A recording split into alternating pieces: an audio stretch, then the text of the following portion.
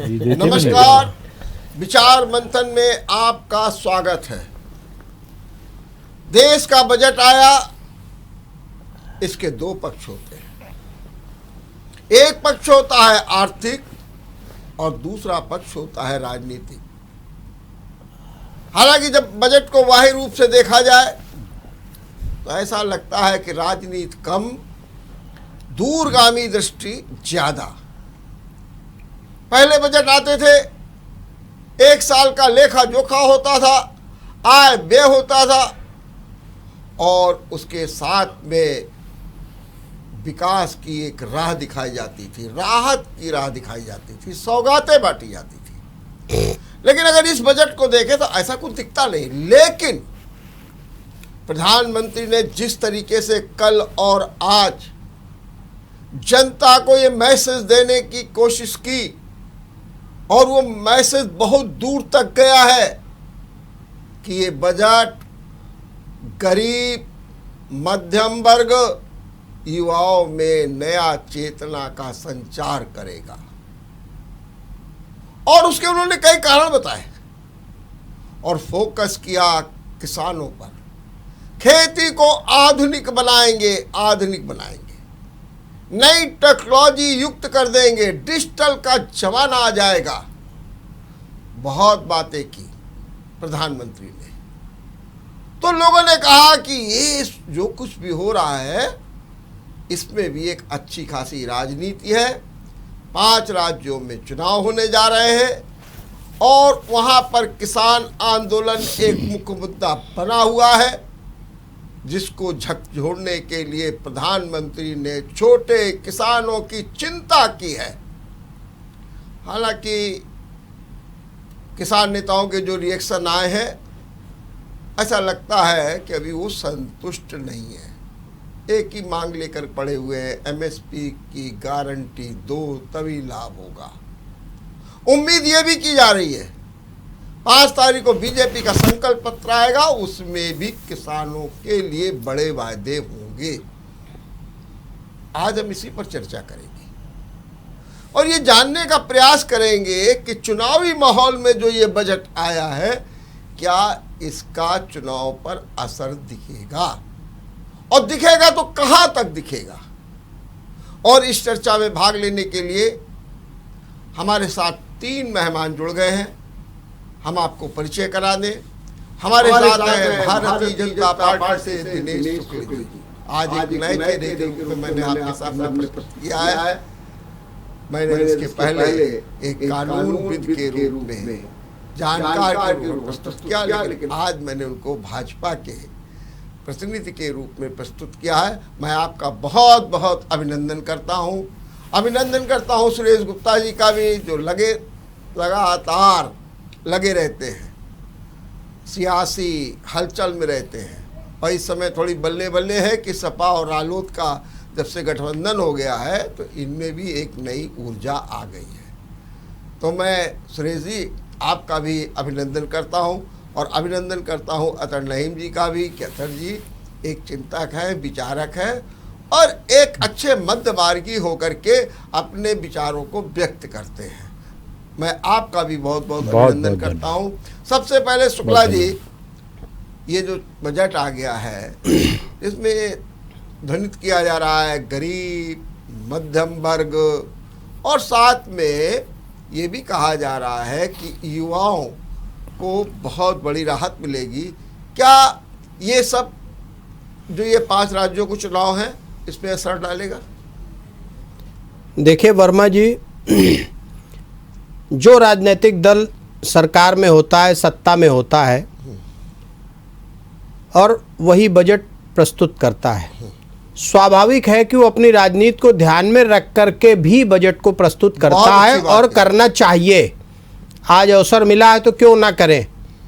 लेकिन अपनी सत्ता और अपने राजनीतिक दल का ध्यान में रख करके सिर्फ इसलिए ऐसा बजट प्रस्तुत किया जाए कि केवल मेरा लाभ हो, ऐसे बजट की मैं भी निंदा करता हूं। किंतु जो बजट देखने को मिला, समाचार पत्रों में पढ़ने से मिला और आज माननीय प्रधानमंत्री जी की वर्चुअल रैली को मैं सुन रहा था, इतने लंबे विजन का सोच मुझे नहीं दिखाई पड़ा आज तक, मेरी भी उम्र 55 वर्ष हो रही है। उन्होंने कहा कि डिफेंस कॉरिडोर तो हम बना ही रहे हैं पीछे कई सालों से, अब हम बनाने जा रहे हैं किसान कॉरिडोर। सोच देखिए सिर्फ। और किसान कॉरिडोर कैसा होगा? बंगाल से लेकर हिमालय तक होगा, गंगा के किनारे किनारे 2000 किलोमीटर का किसान कॉरिडोर होगा। और उसमें वरीयता ये देने का प्रयत्न किया है, ईश्वर करे कि ये योजना सफल हो इस देश में, कि ऑर्गेनिक खेती हो उस कॉरिडोर के किनारे किनारे दूर तक, और उस ऑर्गेनिक खेती की जो प्रोडक्ट्स हों ये विदेश तक जाएं। विदेशों में भी हेल्थ कॉन्शियसनेस बढ़ी है और हर कोई चाहता है कि फर्टिलाइजर विहीन खाद्य पदार्थ हमें प्राप्त हों। और अगर ऐसा ऑर्गेनिक खेती किसान कॉरिडोर के पैरेलल हो जाती है 2000 किलोमीटर पे, तो ये बहुत बड़ी उपलब्धि होगी। ऐसे ही प्रधानमंत्री जी ने एक एक चीज़ को छुआ है, युवाओं के लिए, गरीबों के लिए, दलितों के लिए, वंचितों के लिए। कि मैं एक वर्मा जी बात कहना चाहता हूँ, कोविड का एक पीरियड आया, पहले कोविड के लॉकडाउन में एक 15 दिन का लॉकडाउन, 20 दिन का लॉकडाउन हुआ, लेकिन वो बढ़ता गया। एक दिन ऐसा लगने लगा, सभी समाज सेवियों ने चिंतन किया होगा, ऐसा लगने लगा कि लग रहा है रोटी को लेकर के अब संघर्ष होगा। लेकिन देश का ऐसा विजनरी प्रधानमंत्री कि आज की तारीख तक लोगों के घर में अनाज भरा हुआ है, लेकिन कहीं पे भी ऐसी कोई खबर नहीं आई पूरे देश से कि रोटी की वजह से कहीं पे कोई मर गया हो, इतनी संकट के समय में भी। तो निश्चित रूप से सरकार की मंशा बहुत शुद्ध है और वो करना चाहती है, और कतई उसको अपने ना वंश की चिंता है, ना अपने वंश के लिए पेट भर रहा है। जो कुछ कर रहा है देश के लिए कर रहा है, देश के लिए कर रहा है, निश्चित रूप से। और सुरेश जी, आपने सुना, आप जो जाट लैंड पे अपनी सियासत रोज गरमा रहे हैं, और दोनों अखिलेश और जयंत, आज भी उनकी प्रेस कॉन्फ्रेंस हुई है, उन्होंने कहा कि अरे भाई, बजट अगर इस बार का अमृत है तो पहले क्या जहर था। लेकिन आपकी ये टिप्पणी तो हो सकती है, लेकिन आप इस बात को नहीं नकार सकते कि किसानों के लिए गंगा किनारे जो ऑर्गेनिक खेती की बात की जा रही है, जो रसायन मुक्त खेती की बात की जा रही है, जो एक ड्रोन सिस्टम लाया जा रहा है जिससे खेती को आधुनिक बनाया जाएगा और किसानों की आय को दुगना करने की दिशा में कदम बढ़ाया जाएगा। आप इस बात से नहीं इनकार कर रहे हैं और न कर सकते हैं। इसलिए मैं आपसे कहता हूं कि निश्चित रूप से इससे एक माहौल तो बदलेगा, और किसान आंदोलन से जुड़ा हुआ जो आम किसान है, मैं नेताओं की बात नहीं करता हूं, आम किसान एक बार सोचेगा कि नहीं, हम तो एक अच्छी राह पे जा रहे हैं और इसका लाभ मिलेगा बीजेपी को। ये बजट बिल्कुल बोगस बजट है, किसानों के हित का कोई बजट नहीं है। ये आज पहली बार नहीं हुआ। जो खेती की बात आज बजट में कहा गया है कि खेती होगी, इसके पहले भी ये पिछले भी उठा के देख लीजिए, शायद आप शुक्ला जी भूल रहे हैं या हम भूल रहे हो तो हमें शुद्ध कर देंगे कि पिछली बार भी ये हुआ था कि गंगा के किनारे औषधि बनाई जाएगी, पूरी गंगा के किनारे किनारे औषधि पैदा की जाएगी, ये हुआ था। इसका पैसा भी एलोकेशन हुआ, उस पर भी कोई काम नहीं हुआ। फिर कह रहे हैं कि हाईवे के किनारे किसानों के लिए मार्केट बनेगा। ये आज की नहीं है, ये अखिलेश जी ने, जब अखिलेश जी मुख्यमंत्री थे, हाईवे बना था तो उसके लिए मार्केटिंग के लिए स्थान तय हुए थे, पैसा तय हुआ था, उसको भी नहीं बनाया मौजूदा सरकार ने। और तीसरी बात जो आप कह रहे हैं कि किसानों के लिए जो जाट लैंड, मैं जाट लैंड नहीं कहता, मैं कहता हूं वो किसानों की धरती है।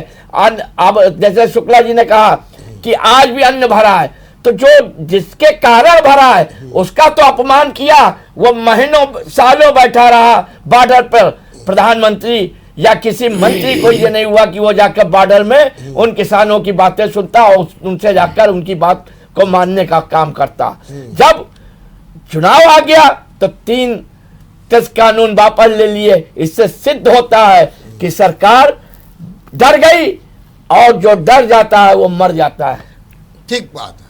अतर जी, आपने सुना शुक्ला जी का बयान और सुरेश जी का, आप क्या कहेंगे? क्योंकि आप भी तो किसानों का आंदोलन को सर पर उठाए घूम रहे हैं, और आप भी ये बात कर रहे हैं कि नहीं नहीं नहीं नहीं, हमको तो किसानों के साथ न्याय दिलाना है। और प्रधानमंत्री इतना कर रहे हैं, पैकेज दे रहे हैं, सम्मान राशि दे रहे हैं। देखिए, खाद के दामों में बढ़ोतरी हुई लेकिन उसका असर नहीं पड़ने दे रहे हैं। और क्या चाहिए एक सरकार से आपको, और सरकार तो तेजी के साथ कदम आगे बढ़ा ही रही है। आपने अपनी प्रारंभिक चर्चा में वर्मा जी कहा कि प्रधानमंत्री ने बहुत बातें की। 2012 से जब से इन्होंने तैयारी की, गुजरात से प्रधानमंत्री पद की मैनेजमेंट की, तो बातें ही करते आए। पिछले 8 साल से ये सत्ता में है केंद्र की, क्या क्या कर दिया किसान के लिए या और के लिए। किसान का तो अभी सब साफ साफ स्पष्ट है कि किसान को रौंदा, किसान के लिए इन्होंने बड़े घरानों को बेच दिया। फिर जब लगने लगा कि अब हम चुनाव बहुत बुरी तरह से हारेंगे तो यू टर्न लिया या थूक के चाटना कहा, जो भी शब्द प्रयोग करे, वापस लिया। तब तक ये गिनाते रहे बहुत अच्छे कानून है, फिर अब उसके वापस लेने के लाभ गिनाते रहे। तकनीकी बात, हमारे विद्वान अधिवक्ता भी हैं भाजपा के साथी। एक निर्णय है गंगा की सफाई के नाम पे कि 500 मीटर तक कोई निर्माण नहीं होगा गंगा जी के किनारे दोनों ओर। ठीक है ना, ये है, ये इनकी भी जानकारी में होगा। उस 500 मीटर को छोड़ेंगे। उस 500 मीटर के छोड़ने के बाद तमाम मकान पूरे किनारे कटरी पे आते हैं। बाढ़ का भी जो कुछ रहता है, ये सब स्वप्न लोग दिखाना, होना कुछ नहीं है। इनकी यहाँ की भी सरकार जा रही, वो भी जाएगी। बजट में जो इनको इनकम टैक्स में राहत देनी चाहिए थी, 1 रुपए की नहीं दी। जो इनको युवाओं के लिए, बेरोजगारों के लिए देना चाहिए था, कुछ नहीं किया। जो वृद्धों के लिए करना चाहिए था, कुछ नहीं किया। जो उद्योग के लिए करना चाहिए था, हाँ, शेयर बाजार, ये शेयर बाजार से बस दिखाना चाहते हैं, उससे भारत की अर्थव्यवस्था नहीं चल सकती है। ये ढपोर संखी और बिल्कुल दिखावे का है। और चुनाव के नाम पर कल से अब तक प्रधानमंत्री जी बातें करके लोगों को बहलाना चाह रहे हैं। हमने बहुत अच्छा किया। जनता 8 साल वहां और 5 साल यहां देख चुकी है कि केवल बातें, प्रचार और इश्तिहार के नाम पर यह सरकार अपनी बात कहती है, धरातल पर नजर नहीं आता। जनता इनको उत्तर प्रदेश सहित 5 राज्यों में हराएगी। ठीक बात। शुक्ला जी, आपने सुना, ये कह रहे हैं कि गंगा किनारे पहले भी होता था, और शायद हम भी ये देखते हैं कि जब रेती पे खेती होती है, खरबूजा की खेती और तरबूज और नाना प्रकार के फल, सब्जियां, बहुत कुछ होता है वहाँ पर। हालांकि स्थिति बड़ी खराब है, उसको दूषित लोग कहते हैं क्योंकि पानी के कारण सब बातें। और जो ये स्थितियाँ हैं, दूसरा इनका ये भी तर्क है कि किसानों का आपने कानून वापस भी ले लिए। अब आप केवल जो है उनको एक सब्ज बाग में ले जाना चाहते हैं, और जिसके कारण आप ऐसा कर रहे हैं। क्या कहेंगे शुक्ला जी आप? वर्मा जी हमारे दोनों वरिष्ठ हैं, दोनों भाई हैं हमारे बड़े, इनका बहुत हृदय से मैं सम्मान करता हूँ। देखिए, ऐसा है कि विजन देखिए इस देश की सरकार का, विजन देखिए, गंगा जी का स्तर देखिए आज की तारीख में। हमें खूब याद है, अभी हम लोग 5 साल के नहीं हैं उम्र में, हमें खूब याद है कि गंगा कानपुर से 1.25 किलोमीटर दूर चली गई थी। हमें खूब याद है कि गंगा की क्या दुर्दशा थी। और ये पिछले 5-7 सालों में गंगा जी के जल का निर्मलीकरण जिस लेवल पे हुआ है, अभी संपूर्णता नहीं प्राप्त हुई है, काम चल रहा है, होगा। और गंगा हमारे एजेंडे में है। गंगा निश्चित रूप से निर्मल होकर के और गंगा सागर तक जाएंगी। अब सवाल आदरणीय अतैर भाई कह रहे थे कि हमें दिखाई नहीं पड़ता है काम, केवल बोले हैं वो। हम छोटा सा उदाहरण देते हैं, थोड़ा सा मोती झील से IIT तक जाइए, आपको सुंदर कानपुर दिखाई पड़ेगा, बढ़िया मेट्रो दिखाई पड़ेगी। देखिए ना, आप देखते नहीं है। और जितना बड़ा हाईलाइट है वर्मा जी, उतना बड़ा मल्टी स्पेशलिटी हॉस्पिटल बन के तैयार हुआ है 14 से अब तक में। क्यों नहीं देखते हैं आप? बड़े भाई हैं आप हमारे।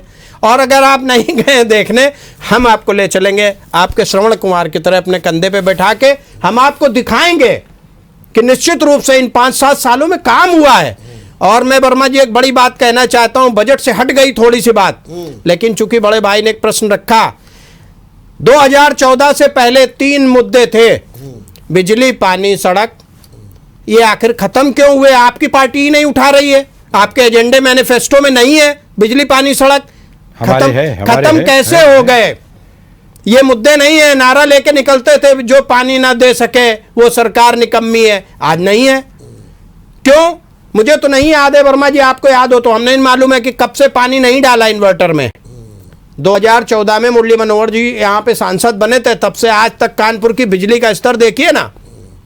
मुलायम सिंह ने कहा था कि कानपुर ने हमें क्या दिया है जो हम बिजली दें, तो भाई ना दो। लेकिन आज सुचारू रूप से बिजली मिल रही है। जल का स्तर बहुत सुंदर हुआ है, अभी संपूर्णता नहीं हुई होगी चूंकि आबादी बढ़ रही है। और सड़कों का आलम यह है कि अब धूल के गुबार नहीं है। हो सकता है कहीं माइनिंग हो रही हो, कहीं खुदाई हो रही हो, वहां पे टूट फूट होगी, लेकिन शहर की सड़कें अच्छी है। और चुनाव आ गया है, चुनाव के दरमियान पीछे आप देखोगे कि तो 1-2 महीने में नहीं बनाई गई हैं, सब परफेक्ट बनी हुई सड़कें हैं। तो ऐसा नहीं है कि काम नहीं हो रहा है। ठीक बात जी, मैं एक बात सुरेश जी आपसे कह रहा हूँ। देखिए, दिनेश जी ने जिस संकेत दिया है वो बहुत दूर तक गया। बिजली की बात अगर बजट में देखिए तो सबसे ज़्यादा बिजली के रिन्यूएबल की बात हो रही है। और एक्सपर्ट सब कहने लगे हैं कि आने वाले समय में बिजली बहुत सस्ती हो जाएगी, इसका लाभ तो किसानों को मिलेगा। दूसरी चीज़ अगर आप देखिए, गरीबों की बात कीजिए, अभी पानी की बात कर रहे थे, तो ये तो बजट में भी प्रावधान हो गया है। 9 करोड़ मकान है जहाँ पर नल से पानी देने की बात हो रही है और 4 करोड़ से अधिक लोगों को पानी मिल गया है। अभी बजट में प्रावधान कर दिया गया और 2 साल के अंदर हर घर में नल से पानी भेजा जाएगा। नंबर 2। नंबर 3, एक सबसे बड़ी आवश्यकता होती है मकान की। 80 लाख मकान बनाए जाएंगे और उसके लिए भी बाकायदे धन का प्रावधान कर दिया गया है। और जिसका घर पक्का होगा, तो प्रधानमंत्री ने एक बात और कही है। उन्होंने कहा कि 3 करोड़ लोगों को हमने लखपति बना दिया है। लखपति, अरे भाई जिसके पास पक्का मकान तो वो तो लखपति हो गया। तो जब इतने अच्छे कार्य हो रहे हैं गरीबों के वरदान के लिए, कल्याण के लिए, बिजली पानी की जैसे भी बात कर रहे थे, और अगर सड़क की बात करें तो आपको मालूम है 2500 किलोमीटर सड़क बनेगी और उसके लिए 20,000 करोड़ रुपए का प्रावधान भी कर दिया गया। अब क्या चाहते हैं सुरेश जी, सब कुछ तो बल्ले बल्ले हो रही है। पहले तो मैं शुक्ला जी की इस प्रश्न का उत्तर दे देता हूँ कि मेट्रो की इन्होंने बात कही। मेट्रो इन्होंने नहीं, वो अखिलेश जी ने कराया था। मेट्रो तो इनको और भी दी गई थी जहाँ चला नहीं पा रहे गोरखपुर वगैरह में। और जो ये कहते हैं, जो आपने कहा कि बिजली, शुक्ला जी ने कहा 14 से, तो 14 में सरकार किसकी थी? अखिलेश जी की थी। फिर आपने कहा मकान दिए, मकान का प्रावधान इसके पूर्व में भी हुआ था। लेकिन आप कुछ कर नहीं पाए थे। आप तो किसी के 73 मकान बन गए थे, 100 मकान बन गए थे। 1 रुपया भी मेट्रो को दे कहाँ गए थे, केवल फीता काट गए थे। हाँ, जो तो मेरा सवाल ये है कि मकान भी अब देखिए 80 लाख मकान। अरे आप देखिए जरा संख्या देखिए, मैंने हर गरीब को मकान और एक योजना ये भी कि मध्यम वर्ग को भी सस्ता मकान। अब देखिए तो 80, अरे भाई ये सरकार का काम है, ये कौन काम ये नए कर रहे हैं? ये तो सरकार को करनी चाहिए। वो कर रहे हैं, नहीं कर पाए वो कर रहे हैं। ऐसा नहीं है, तब आर्थिक स्थितियां इतनी अच्छी नहीं थी। अच्छा, ठीक बात। तो आर्थिक स्थिति में जो सुधार आया है वो ये सरकार ले आई। आप क्रेडिट दीजिए, मोदी सरकार को नहीं देंगे। अगर आर्थिक व्यवस्था में सुधार आया है तो फिर और आर्थिक व्यवस्था में सुधार कब? कोविड झेलने के बाद। कोविड आज भी हम झेल रहे हैं, ये तो क्यों नहीं इसका असर जनता पे पड़ेगा? तो लोगों के रोजगार खत्म हुए किया है ना इन्होंने नौकरियों से निकाला है, तो बजट बढ़ेगा इनका। ये बात। चलिए अतर जी, आपने सुना जी बिजली पानी जी और ये नारा भी लगता था जी कि जो सरकार बिजली पानी दे न सके वो सरकार निकम्मी है। ये नारा लगता था। नारे तो खैर बहुत लगते थे, लेकिन ये भी नारा लगता था। और आज सरकार बिजली के लिए भी चिंतित है, सड़क के लिए भी चिंतित है, सरकार मकान के लिए भी और पानी के लिए भी चिंतित है। बहुत चिंतित अब है, क्या करना? बहुत चिंतित है जी। मैं अपने दोनों साथियों का, हमारे सपा के साथी सुरेश गुप्त जी से एक चूक हुई है कि पता नहीं कैसे आर्थिक स्थिति, देश की आर्थिक स्थिति का भट्टा बैठ गया, बुरा हाल है। रिजर्व बैंक से रुपया निकाल के खा लिया गया जो आपात स्थिति के लिए रखा जाता है, लोगों पर महंगाई का बोझ डाला गया, आर्थिक स्थिति बहुत खराब है। जब कभी आर्थिक स्थिति पे बात होगी तो वो विस्तार से की जा सकती है कि आज क्या है। दूसरी बात, अभी हमारे विद्वान साथी और बहुत प्रिय हमारे अनुजवत आदरणीय शुक्ल जी ने कही कि प्रधानमंत्री जी ने तमाम योजनाओं के लिए कहा ये देंगे, ये करेंगे, तो सब में विलशैल ही लगा रहे हैं।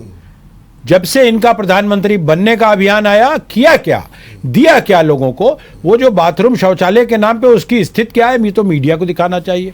दूसरी बात एक और कही, आपने भी उठाई और शुक्ल जी ने भी कही, गंगा जी के निर्मलीकरण का। गंगा जी के निर्मलीकरण का काम करने में हमको तमाम प्रदेश सरकारों ने, राजीव गांधी जी के समय का है, व्यवधान आया, साथ नहीं दिया, वो हमारा दुर्भाग्य था। लेकिन अब आपकी ही सरकारें हैं तो आसान है। फिर भी आपकी पिछड़ी जाति की नेता उमा भारती जी ने कहा था, मैं तब मानूंगी जब गंगा जी से एक लोटा जल लेकर पीऊंगी। अभी तक तो नहीं हुआ, 2022 हो गया और वो तो कहीं एग्जामिन चेक एंड बैलेंस नहीं हो सकता। गंगा जी की सफाई आया था तो चढ़ना मत लिया था, नहीं क्या मोदी योगी ने किया, वो तो किया था। अरे वो आचमन उठा लेना और करना अलग चीज है। जिसने कहा था हाँ। उन्होंने किया कि नहीं किया, दूसरी बात। या उनको किनारे कर दिया गया, हाँ। पिछड़ी जात की लोगों को, उनके नेतृत्व को किनारे कर देंगे ये।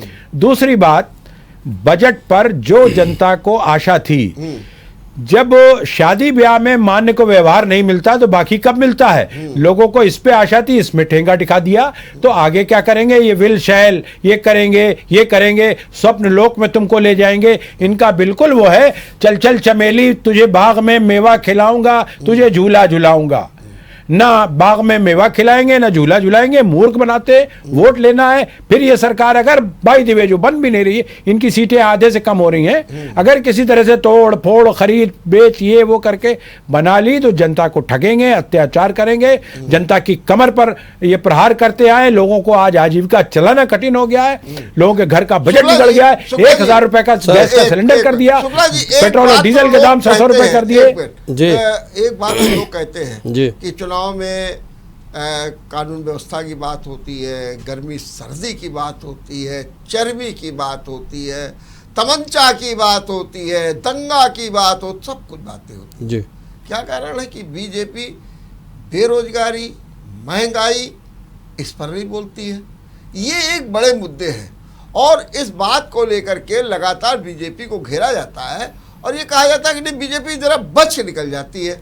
क्या कहेंगे आप इस बारे में? वर्मा जी देखिए, इस जगह मैं आपसे निवेदन करूंगा जी। आज भी प्रधानमंत्री ने बेरोजगारी पे बोला। हाँ हाँ बताइए। और देश की बेरोजगारी को दूर करना उनके मुद्दों में है, शामिल है।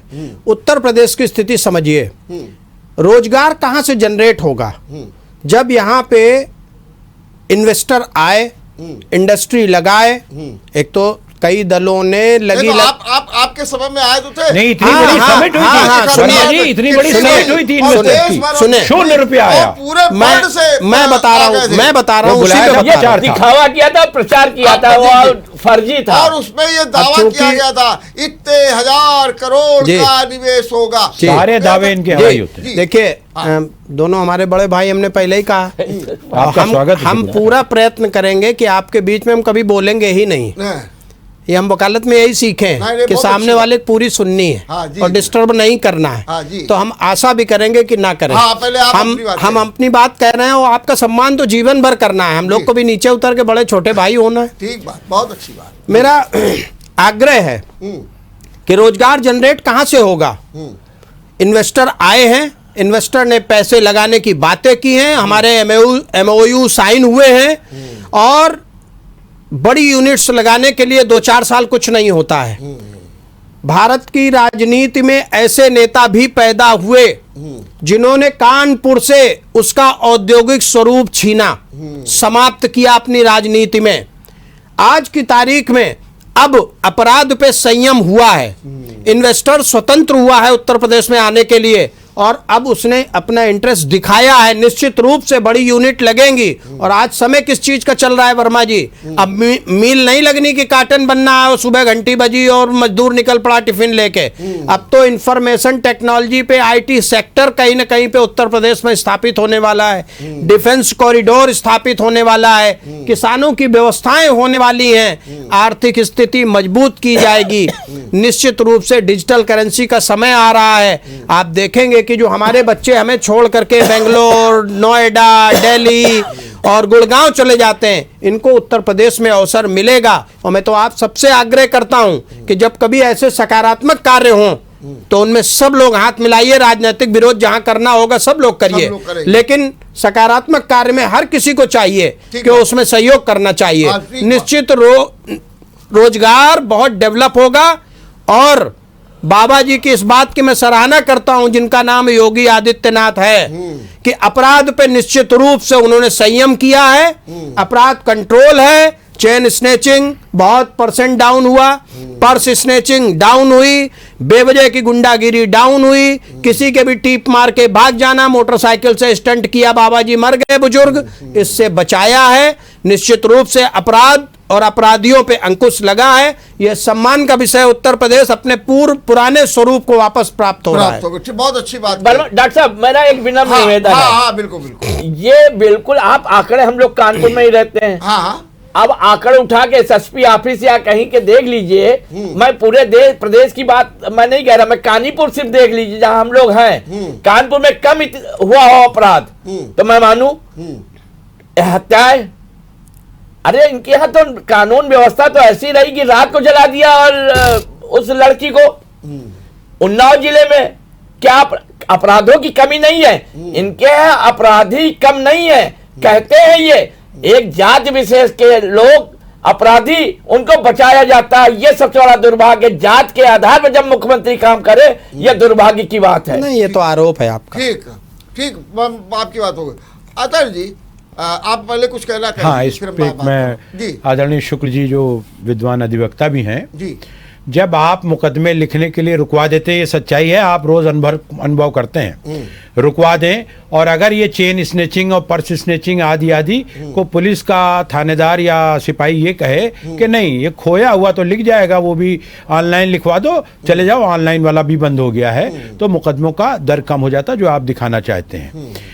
और रही बात अवेयरनेस की, जनता में आई है, सब सोशल मीडिया पर तुरंत वही उस अपराधी की फोटो अपलोड करते हैं। ये राजीव गांधी जी के इंटरनेट और सूचना क्रांति की देन है कि लोग अवेयर हुए हैं, लोग वहीं के वहीं उस अपराधी की फोटो, घटना की फोटो डालते हैं, तो डरने लगा, एक सामाजिक भय हुआ है। इसमें इस सरकार का योगदान कुछ भी नहीं है। सरकार इसका श्रेय झूठ ले रही है। आपने एक बात और कही थी, मैं उसका उत्तर देना चाहता हूं कि कई लोगों को लखपति बना दिया, यानी 1 लाख रुपया। 3 करोड़। हाँ, तो 1 लाख रुपया आज के समय में है क्या? नंबर 2, जो 1 लाख रुपया अगर किसी ने कमाया है, सच्चाई ये है कि वो 1 लाख से नीचे आया है। ये सब आपके फर्जी आंकड़े हैं। जो करोड़ वाले थे, बड़े हैं, अडानी और अंबानी, उनकी दौलत बढ़ी है। इस पूरे जिसको आपने नाम दिया था आपदा को अवसर बनाना, उनके लिए आपने अवसर बनाया, उनको कमवाया, उन्हीं को कमवाने के लिए आप सत्ता में हैं और बार बार कहते हैं जो योजना बनाते हैं उन्हीं के लिए बनाते हैं। ये जो सड़क बना रहे हैं किसान कॉरिडोर, ठेका भी उन्हीं को जाएगा, ऐसा मेरा मानना है। मैं यहाँ छोटा सा ब्रेक लूंगा, ब्रेक के बाद अपनी चर्चा को जारी रखूंगा। ब्रेक के बाद आपका एक बार फिर स्वागत है। हम चर्चा कर रहे हैं बजट का चुनाव पर असर तो पता लगेगा 10 मार्च को, लेकिन फिर भी चर्चा करेंगे और ये जानने का प्रयास। सबसे पहले बात करेंगे शुक्ला जी। शुक्ला जी, ये बताइए, ये निश्चित रूप से कहा जा रहा है कि 60 लाख नौकरी देंगे, 30 लाख अतिरिक्त नौकरी दी जाएंगी, ये सब बातें की गई है। लेकिन दो पक्ष और विपक्ष उठा रहा, कह रहा है कि कोरोना के कारण 5 करोड़ लोग गरीबी रेखा से नीचे आ गए, नंबर 1, और आम जन की जो आय थी वो आधी रह गई। ये तरकीब, और इस दिशा में बजट में कुछ भी नहीं किया गया, ऐसा लोगों का कहना है। आप क्या कहते हैं? देखिए वर्मा जी, तो बिल्कुल स्वाभाविक है कि एक ऐसी त्रासदी आई, ऐसी महामारी आई, तो उसमें प्रभाव तो पड़ना ही था। देश की आर्थिक व्यवस्था पे भी प्रभाव पड़ा है। और जहां तक सवाल अभी आदरणीय बड़े भाई सुरेश जी कह रहे थे कि नौकरियां ऐसे निकाल दिया गया है, इस जगह मैं इनसे भिन्न हूं। सरकारी नौकरी से एक भी व्यक्ति नहीं निकाला गया। बात यहां सरकार के बजट की हो रही है। और प्राइवेट नौकरियों से अगर निकाल दिए गए हैं तो उनकी भी अपने संकट हैं और उस पर गवर्नमेंट का कब्जा नहीं है। वहाँ आरक्षण नहीं चलता, वहाँ गवर्नमेंट की तमाम नीतियाँ नहीं चलती। उनको अगर उनका लगा कि मेरे पास वर्क नहीं है तो हटा दिए गए। मुझे वर्मा जी याद है, जहाँ आज आप बैठे हुए इस जगह रिलायंस का ऑफिस होता, तो मैं रिलायंस का 14 साल वकील रहा। पहले उन्होंने हमको जैसे एक नोटिस का 75 रुपए देते थे, फिर उन्होंने काट के 50 किया, फिर उन्होंने काट के 32 रुपए किया, क्योंकि उनका धीरे धीरे रिलायंस मोबाइल का काम घटता गया, तो वैसे ही प्राइस कटिंग होती गई। तो ये प्राइवेट कंपनियों में होता है। दूसरी बात, रोजगार। दुनिया के जो बजट में योजनाएं आ रही हैं वर्मा जी, सड़क बनेगी तो कैसे बनेगी? कोई बुलडोजर चलाएगा, कोई फावड़ा चलाएगा, कोई गिट्टी उठाएगा, कोई गिट्टी तोड़ के लाएगा। रोजगार बढ़ा कि नहीं बढ़ा? सड़क अपने आप नहीं बनेगी। सड़क कोई कागज नहीं है उठा के आसमान रख दिया जाएगा। पुल बनेंगे, रोजगार बढ़ेगा। फैक्ट्रियां बनेंगी, रोजगार बढ़े। कंपनियां बनेंगी, रोजगार बढ़ेगा। तो रोजगार ऐसे बढ़ता है ना। रोजगार का कोई अलग से मापदंड थोड़ी ना है कि 3 लाख आदमी यहाँ से आ जाओ, यहाँ पे काम करने लगो। काम भी तो हो। तो सब व्यवस्थाएं सरकार के द्वारा की जा रही हैं। विजनरी सरकार है। सरकार का विजन, आप दोनों बड़े भाइयों से मेरा निवेदन है, बनाओ 10 साल और फिर देखिएगा। भारत आज 6ठी आर्थिक व्यवस्था है विश्व की आज। लेकिन एक इसी जगह शुक्ला जी, मैं आपको थोड़ा टोकूंगा। कहते हैं कि मनरेगा से बड़ा जो है रोजगार मिलता, आपने उसका भी पैसा घटा दिया। मैंने जो उसका आवंटन था वो भी घटा दिया। तो जबकि उससे एक रोजगार मिलता है, हालांकि उसमें कोई ऐसा नहीं है कि आप कोई बड़ा दे 200 रुपये, 250 रुपये से मिलता है रोजगार के, उसमें भी। और ये भी कहा जा रहा है कि खेती में भी आपने कटौती कर दी, ऐसा आरोप लग रहा है। राकेश टिकैत भी लगा रहे हैं। तो फिर ये कैसे आप सोच रहे हैं कि आगे हम कुछ बढ़ जाएंगे? देखिए, किसान होना जी वर्मा जी और किसान का नेता होना बहुत अंतर होता है। राकेश टिकैत जी से पूछो, 2 बैलों के बीच में हल चला पाएंगे? किसानी करते हुए एक फोटो ही डाल देते कि देखो हम उसा रहे हैं गेहूं, देखो कैसे उड़ाया जाता है, कैसे खाली किया जाता है, भूसा कैसे अलग, कुछ तो दिखाते किसान। लेकिन किसानों के नाम पे बड़ा व्यापार करने वाले राकेश टिकैत हैं। हम दोनों मेरे बड़े भाई ये खूब गए होंगे उस साइड में, पश्चिमी बेल्ट में, वो सब उनके बारे में मालूम होगा। और रही बात ये कि उनका काम है, उनके पिताजी ने भी ऐसे किया तो राजीव गांधी जी ने कैसे खाली कराया था राजपथ, वो सब है। मेरा सिर्फ इतना सा कहना है कि किसान को मजबूत करने का इस बजट में बहुत प्राविधान है। इस सरकार ने प्रयत्न किए हैं। देखिए क्या होता था, ब्लैक मार्केटिंग होती थी यूरिया की। यूरिया से लोग शराब बनाने लगे थे। कांग्रेस के जमाने में इस यूरिया का ब्लैक मार्केटिंग होती थी। ये सरकार जब आई, कितना बड़ा विजन है कि उसने नीम कोटेड यूरिया बनाई। अब इससे शराब नहीं बन सकती, कड़वी हो जाएगी, एक्स्ट्रा कड़वी, तो शराब नहीं बन सकती। अब वो पूरी यूरिया मार्केट में उपलब्ध है किसान के लिए। लेकिन महंगी तो है। और नहीं वर्मा जी, उस पे वर्मा जी कितनी सब्सिडी है? गवर्नमेंट मैक्सिमम सब्सिडी यूरिया पे दे रही है, फिर भी उसकी किसान तक पहुंचते पहुंचते 1200 संभवतः रेट है। जी तो होगा। डॉक्टर साहब, जब परिस्थितियां बदलती हैं, बनती हैं। जी जी जी डॉक्टर साहब, जब बीजेपी सरकार में आई थी तब 400 रुपए की थी यूरिया खाद। हाँ। और 50 किलो का कट्टा था। इन्होंने रेट 1000 रुपए भी हो गया और 5 किलो और काट दिया, मैंने कम वजन भी कम कर दिया। और नीम का पैसा कहाँ से आएगा? नीम भी तो लगी है। दूसरी चीज मैं आपसे बात करूंगा सुरेश जी, कि आपको मालूम है कि प्रधानमंत्री ने कहा है कि स्टार्टअप नंबर 1 पूरे में 100% ऑप्टिकल फाइबर, नंबर 3 5G, इससे रोजगार के अवसर एकदम बढ़ जाएंगे। तो ये तो अच्छी उम्मीदें हैं। डॉक्टर साहब, ये माया जाल है शब्दों का। ओहो। मैं खादी ग्राम उद्योग का, आप जानते हैं मैं अध्यक्ष यूपी का हूँ। मैं 3 बार मिल चुका हूँ मंत्री लोगों से और निवेदन किया था कि अब की खादी ग्राम उद्योग पर जो GST लगती है उसको हटा दीजिए। माने मुझे लगा कि अब मैं राजनीतिक चर्चा नहीं करना चाहता क्योंकि बजट पर चर्चा है। नहीं, मुझे लगा जो व्यक्तिगत कि गांधी के मानने वालों के गांधी के आदर्शों को बढ़ाने का काम नहीं करना है, इसलिए कोई भी इस बजट पे जीएसटी हटाने का काम खादी ग्रामोद्योग की इकाइयों पर नहीं किया गया। इसलिए अब ये तो प्रश्न कभी और चर्चा होगी, उस पर हम लोग सुरेश जी, आपने कहा बात बजट की हो रही, तो बजट में तो खादी वाला मामला आएगा नहीं, वो तो जीएसटी है और जीएसटी अलग है। नहीं डॉक्टर साहब, बजट में ही जीएसटी है। नहीं, बजट में जीएसटी का, जीएसटी तो बिल्कुल अलग है।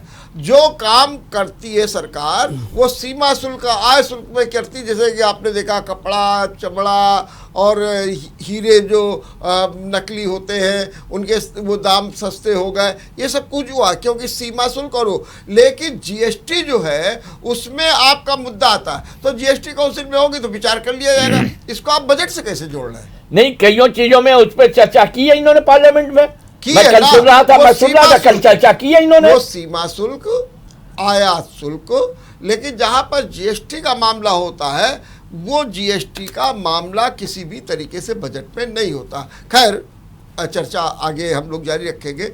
अतर जी, आप जो भी बात कहना चाहिए कहिए। हाँ, लेकिन मैं आपसे एक बात और कह रहा हूँ कि डिजिटल करेंसी से क्रांति लाई जा रही है। हाँ, क्रांति अभी बता। नंबर 1, क्रिप्टो की आय में जो 30% का टैक्स लगा करके अच्छा खासा झटका भी दिया गया है। जी जी।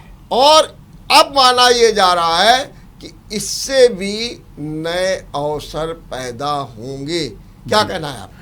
जैसे ही ऐसी क्रांति बताते हैं कि 2 करोड़ प्रतिवर्ष नौकरी देंगे, तो अब तक 8 दूना 16 करोड़ हो जाने चाहिए थे और घट गए करोड़ों करोड़। डिजिटल करेंसी भी वैसा ही धोखा है जैसी क्रिप्टो करेंसी। और प्रधानमंत्री जी स्वयं प्रचार करने आए थे, पेटीएम करो। आज जनता में पेटीएम का क्या है? लोग कर रहे हैं। अरे कितने प्रतिशत कर रहे हैं? वो एक दूसरी बात है। कितने? लेकिन मैंने देखा है कि लोग तो ये जो ये झांसा दे रहे हैं डिजिटल करेंसी का, गांव का आदमी तो समझ भी नहीं पाएगा कि डिजिटल डा से है कि काहे से है, कैसे करेगा। ये सब स्वप्न लोग दिखाना है। अभी एक बात अभी हमारे शुक्ल जी ने कही कि हम बहुत कुछ अच्छा कर रहे हैं, बहुत कुछ अच्छा करेंगे, तो ये जनता को दिखना चाहिए। जनता आज महंगाई की मार से इतनी त्रस्त क्यों है? सस्ता क्या किया आपने ऐसे? या बजट में कोई प्रावधान दिखाई दिए? नहीं दिखे। जब कोई बजट में आपने प्रावधान नहीं किया, और आप तो बजट के इतर भी 10 बार कुछ न कुछ बढ़ा चुके हैं इसी काल में, फिर बढ़ाएंगे आप गैर कानूनी काम करते रहते हैं, आप झूठ बोलते रहते हैं, स्वप्न दिखाते हैं। शुक्ला जी, आप कुछ कह रहे थे? जी, मैं ये कह रहा था जी कि एक तो बड़े भाई से हमने कहा कि हम आपको ले चलते हैं, दिखाते हैं क्या क्या हुआ कानपुर में। अभी तो कानीपुर देखना, खैर उस बात को रिपीट नहीं करते। देखिए, डिजिटल करेंसी ना, ये बताइए, और 5G और ऑप्टिक फाइबर वायर्स, इनके बारे में वर्मा जी ये कहना है कि प्रधानमंत्री जी ने कहा हम गांव-गांव तक ऑप्टिक फाइबर बिछाकर गांव के लोगों को 5G से जोड़ेंगे, इंटरनेट को सस्ता करेंगे और इंटरनेट को सस्ता करेंगे। तो अभी तक तो किया। वर्मा जी क्या है? हाँ। वर्मा जी क्या है ये? जी। गांव में प्रतिभा की कमी नहीं है। अब गांव के विद्यालयों में भी शिक्षा का स्तर उच्च है। जगह जगह, चाहे प्राइवेट हो चाहे गवर्नमेंट के हो, कॉलेजेस हैं, यूनिवर्सिटीज हैं, और उसमें अब बच्चे इंटरेस्ट लेके पढ़ाई कर रहे हैं। अब वो वाला समय गांव का नहीं है कि गुल्ली डंडा खेल रहे थे। और आज की तारीख में भारतवर्ष में इंटरनेट गेमिंग, वीडियो गेमिंग अपने आप में एक बड़ा व्यापार हो चुका है। और अभी कुछ % गेम विदेशों के हैं हमारे पास। भारत के विद्वान टेक्नोक्रेट्स अब अपनी गेमिंग ऐप लॉन्च कर रहे हैं, जो ये 5G जब वहां पहुंचेगी तो बजाय फावड़ा चलाने के किसान के बेटे को, वो इस पे व्यापार भी डेवलप करेगा, अपनी एप्स बनाएगा। अपनी एप्स बना करके भारत में ही बैठ करके यहाँ की टेक्नोलॉजी को इस्तेमाल करके निश्चित रूप से व्यापार बढ़ा सकता है। 2 पहलू होते हैं वर्मा जी, 2 सेकंड और। हाँ, जी। 2 पहलू होते हैं हर चीज के, कि हमने एक मफलर गले में डाल रखा है और इसी मफलर से लोग फांसी भी लगा लेते हैं, आत्महत्या भी कर लेते हैं। तो उपयोग करने का तरीका होना चाहिए। हम सकारात्मक हैं, हमारा उपयोग सकारात्मक होगा। लोग गेम खेल करके फांसी पे लटक भी गए, पबजी खेल के, लेकिन वहीं पे गेम बना करके, गेम की ऐप बना करके, 5G का इस्तेमाल करके निश्चित रूप से देश ने डेवलपमेंट किए हैं और काम दिखता है। अब चलिए, काम बहुत है। चलिए, हमारे आदरणीय भाजपा के साथी ने अपनी चर्चा में ये भी कहा कि हाँ, जब प्राइवेट में छटनी काम नहीं हुआ, काम क्यों नहीं हुआ? अगर आपने कुछ विकास किया होता, अच्छा किया होता, तो छटनी की नौबत क्यों आती? ठीक उसी तरह से इन्होंने कहा कि अब गेम खेलेंगे, मतलब भारत की जनता को विकास के लिए नेट नहीं चाहिए और बढ़ोतरी के लिए, व्यापार के लिए, शिक्षा के लिए नहीं चाहिए, गेम खेलेंगे। ये गेम वो गेम खेलेंगे, फ्री है लोग, काम है नहीं, तो ये गेम खेलने का माध्यम दे रहे हैं। आखिरी में एक लाइन में, और बल्कि हम तो कहेंगे एक ही शब्द में बता दीजिए। जी, शुक्ला जी, सब पर एक, क्या असर रहेगा चुनाव में इस बजट का?